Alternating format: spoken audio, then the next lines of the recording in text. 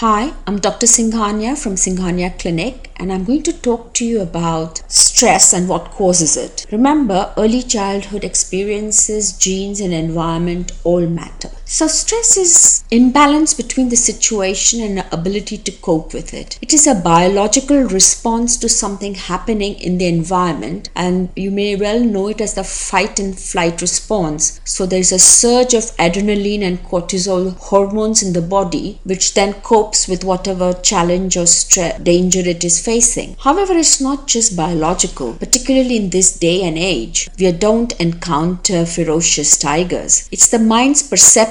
So how you feel about the stress is also important. Another very important aspect is what is called toxic stress, because it's not just genetic, but it's also early adverse experiences in childhood. If a baby is exposed to maternal stress during pregnancy, they're more likely to be reactive to stress. And why is that? Because actually early or toxic stress modifies the DNA and changes the circuitry. It increases the size of the amygdala, which is it's part of the brain which is responding to stress, or also the coping mechanism. As I said earlier, our perception is very important. So if we have experienced or faced a similar situation before, we are less likely to be stressed. So it's important to allow your children to explore and not overprotect them, because as they explore and they handle milder stressful situations, they're able to deal with a more stressful situation later on. Also, positive experience in nursery makes schooling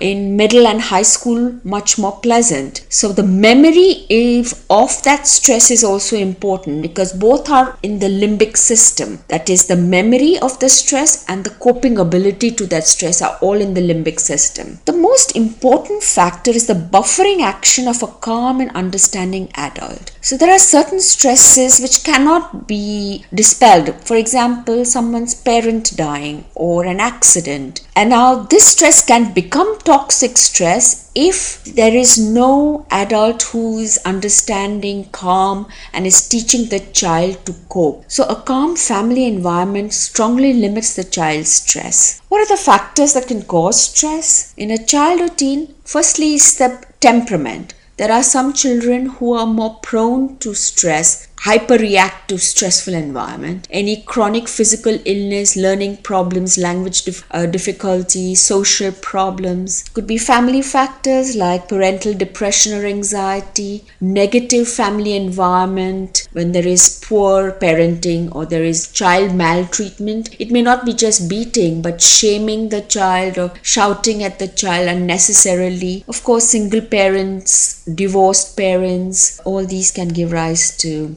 stress. In this part of the world, what I have seen is both parents are working, and often the child is left for long hours with a babysitter who may be untrained, and a few times I've even seen kids left alone at home. Other environmental factors. This is relocation or change in school, so trying to deal with making new friends, fitting in and learning the new curriculum of teaching, any bullying in school, racial discrimination. I remember a child who came to me who said that no one plays with me, and the kid was very dark skinned, so he was really very upset. Of course, school failure and poor academic achievement, school violence, excessive or homework or pressured curriculum, all these can give rise to stress. If you're seeking help, please visit our website www.singhaniaclinic.com or call us on the number shown below. Thank you for watching.